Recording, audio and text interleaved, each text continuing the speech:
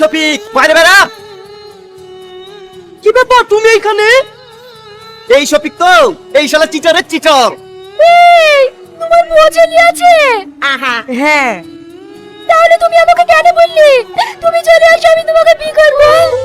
এ রে, আমি তোমাকে ভালোবেসেছি, তো বিয়ে করব না? এই খাসি, তোর যে বউ চলে আছে?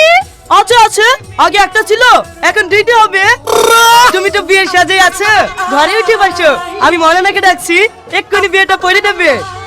তোর মতো চোখের লোক আমি জীবনে দেখিনি।